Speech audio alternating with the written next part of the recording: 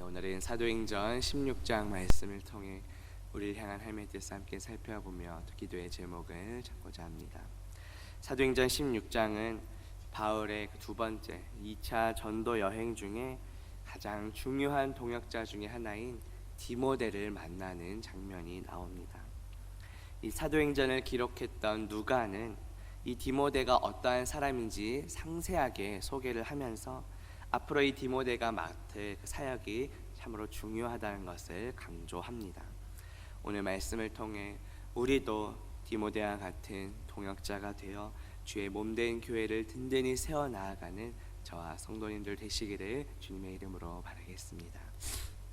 본문 1절 말씀 보시면 바울이 더베와 루스드라에도 이름에 거기 디모데라 하는 제자가 있으니 그 어머니는 믿는 유대 여자요 아버지는 헬라인이라고 말씀합니다. 바울은 더베와 루스드라라는 이 지역에 가서 디모데를 만나게 됩니다. 이 누가는 사도행전을 기록한 누가는 디모데를 제자라고 소개하고 있습니다. 사도행전 14장 6절과 7절에 보면 루스드라와 더베와 그 근방으로 가서 거기서 복음을 전했다라고 말씀합니다. 이미 바울은 첫 번째 그 1차 전도 여행 때 이 루스드라와 더베라는 지역을 이미 방문했던 적이 있었습니다.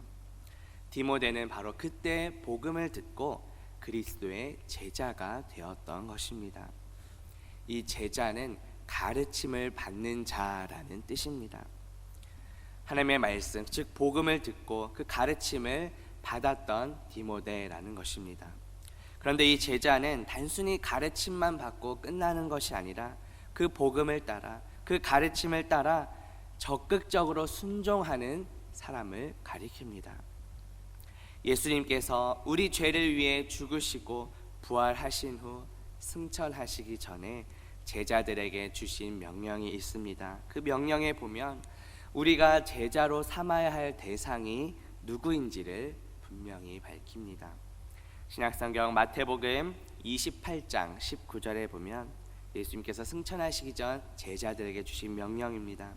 그러므로 너희는 가서 모든 민족을 제자로 삼아 아버지와 아들과 성령의 이름으로 세례를 베풀라고 명령하셨습니다.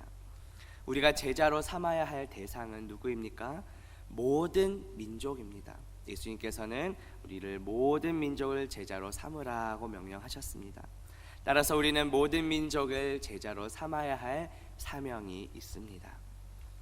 누가는 디모데를 제자로 소개했는데 그 이유는 디모데가 이런 예수님의 가르침대로 순종하는 사람이었음을 보여줍니다.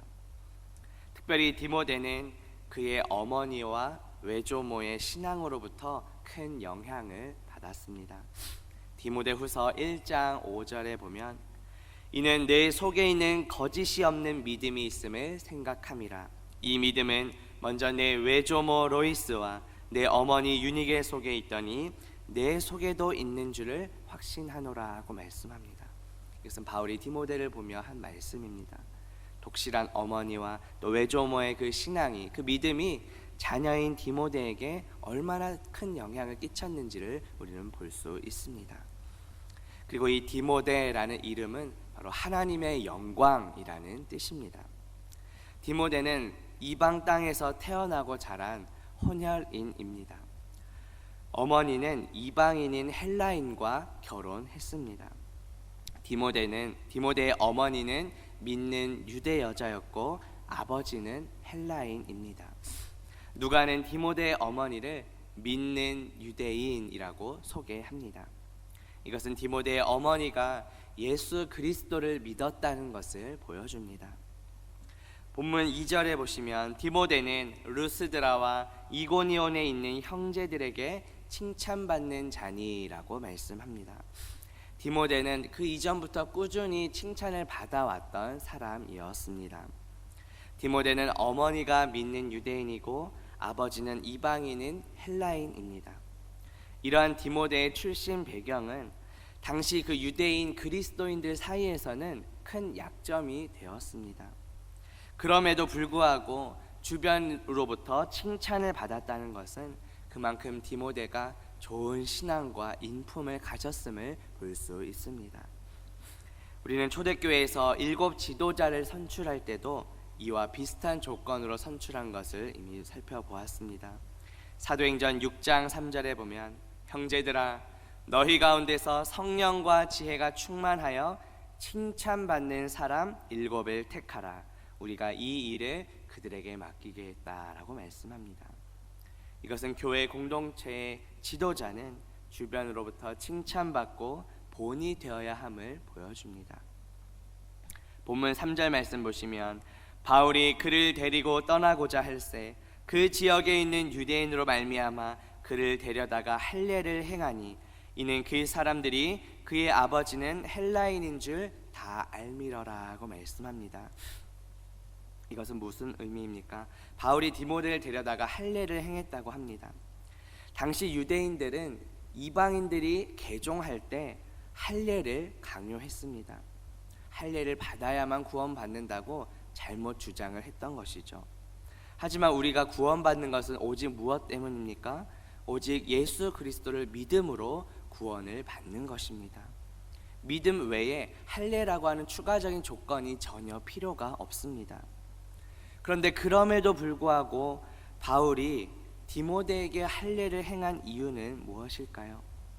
그것은 바울이 전도 사역을 함에 있어서 유대인들의 반응을 염두에 두었기 때문입니다. 당시 유대 사회에서는 어머니가 유대인이면 혈통적으로 자녀 역시 유대인으로 인정되었습니다. 디모데의 어머니가 유대인이었기 때문에 디모데 역시 유대인입니다. 따라서 디모데는 비록 이방 땅에서 자라고 태어났지만 개종한다고 해서 할례를 굳이 받을 필요가 없었습니다. 왜냐하면 유대인이었기 때문에. 근데 유대인들은 할례를 받지 않은 사람과 접촉하는 것을 피했습니다.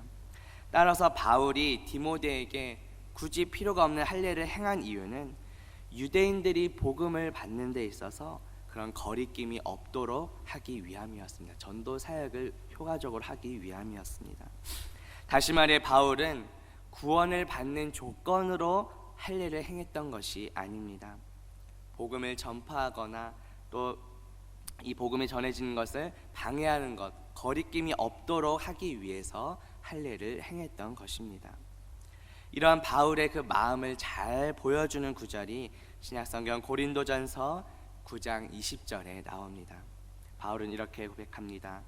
유대인들에게 내가 유대인과 같이 된 것은 유대인들을 얻고자 함이요 율법 아래에 있는 자들에게 내가 율법 아래에 있지 아니하나 율법 아래에 있는 자같이 된 것은 율법 아래에 있는 자들을 얻고자 함이요라고 말씀합니다. 이 얻고자 계속 반복되죠. 바울이 여러 다양한 사람들에게 그렇게 다양한 모습처럼 보여진 것은 그 몇 사람이라도 한 영혼이라도 복음을 듣고 구원을 얻도록 하기 위함이었습니다. 이처럼 바울은 한 영혼이라도 더 구원 얻도록 하기 위해 그 상황에 따라 유연하게 대처했던 것입니다.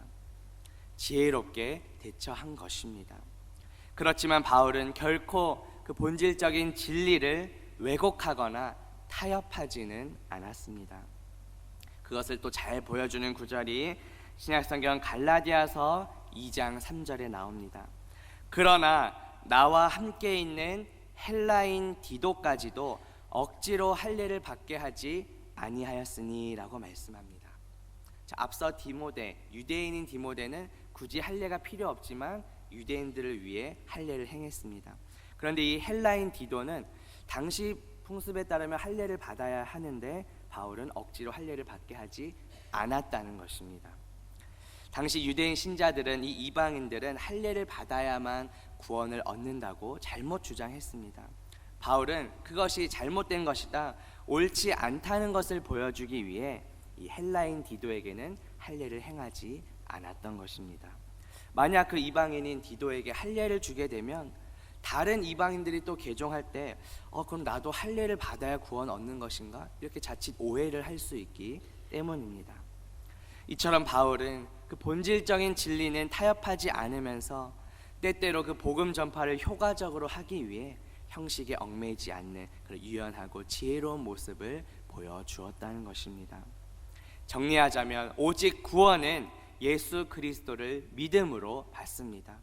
추가적으로 할례와 같은 그런 조건이 전혀 필요가 없습니다. 그런데 오늘 본문의 상황에서 바울이 굳이 디모데에게 할례를 행한 것은 구원의 조건으로 구원을 받도록 하기 위함이 아니었습니다. 당시 유대인들의 그런 이해를 하기 위해, 유대인들을 염두에 두고 복음 전파를 좀 더 효과적으로 하기 위해 행했던 것입니다. 이렇게 복음을 위해 유대인들에게는 유대인과 같이, 또 이방인들에게는 이방인과 같이 되려고 했던 이 바울의 모습이 오늘날 전도 사역을 하는 우리에게도 많은 깨달음과 도전을 줍니다.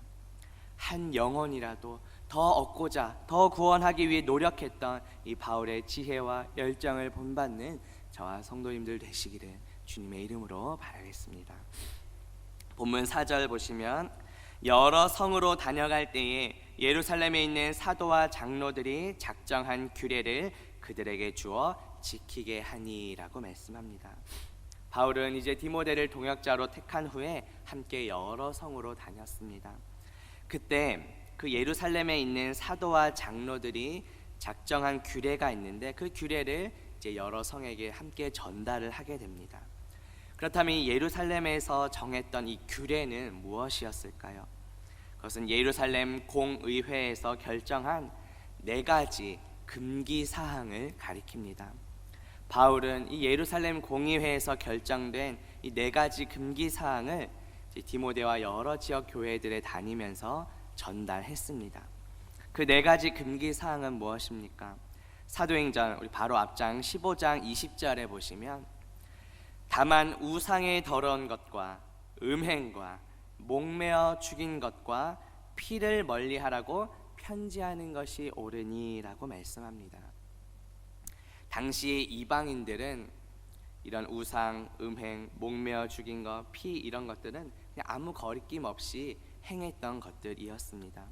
하지만 기존 유대인들은 이러한 것들을 되게 꺼리고 혐오시했습니다. 따라서 이방인들이 이제 개종한 이후에도 계속 그런 우상, 음행, 목매어 죽이고 피를 가까이 한다면 이미 믿었던 유대인들의 마음이 좀 어려울 수 있겠죠. 복음을 받아들이기가 좀 어렵게 되는 상황입니다. 그래서 바울은 이건 역시 구원의 조건은 아니지만 개종한 이방인들이 최소한 이런 4가지 금기사항은 지켜줬으면 좋겠다 하고 전달을 했던 것입니다. 이제 개종한 이방인들도 믿지 않는 불신자들과 최소한 이 정도는 좀 구분된 삶을 살길 원한다, 이렇게 조치를 내린 것이죠. 자, 이렇게 한 결과 어떻게 되었습니까? 오늘 본문 5절 말씀 보시면 이에 여러 교회가 믿음이 더 굳건해지고 수가 날마다 늘어갔다라고 말씀합니다. 바울이 디모데와 함께 여러 교회들을 방문하고 또 이 예루살렘 공의회에서 금기하자고 했던 이 규례를 전달했을 때 여러 교회가 믿음이 더 굳건해지고 수가 날마다 늘어났다고 말씀합니다. 이 모든 것은 먼저는 하나님의 은혜입니다. 그리고 이 복음을 위해 헌신하고 순종한 결과입니다. 그런데 단지 양적으로 수만 늘어났던 것이 아니었습니다. 먼저 이들의 믿음이 굳건해졌습니다. 신약성경 로마서 10장 17절에 보면 믿음은 들음에서 나며 들음은 그리스도의 말씀으로 말미암았느니라고 말합니다. 참된 복음을 들을 때 우리의 믿음이 자라납니다. 하나님께서는 우리도 주님의 몸된 그 교회의 동역자로 불러주셨습니다. 우리가 먼저 참된 복음, 그 예수 그리스도로 충만할 때 진정한 부흥이 일어날 줄로 믿습니다. 우리 한 사람 한 사람이 교회의 부흥과 또 복음 전파의 도구로 사용될 수 있기를 주님의 이름으로 바라겠습니다. 함께 기도합니다. 하나님 아버지, 오늘 말씀을 통해 바울이 동역자 디모데를 만나는 장면을 함께 살펴보게 하시니 감사합니다. 우리를 또 주님의 몸된 교회의 동역자로 불러주시니 감사합니다. 우리가 먼저 참된 복음 예수 그리스도로 충만하게 하옵소서. 우리의 복음 전파를 통해 우리 교회 공동체가 더욱더 든든히 세워지게 하옵소서. 예수 그리스도의 이름으로 기도합니다. 아멘.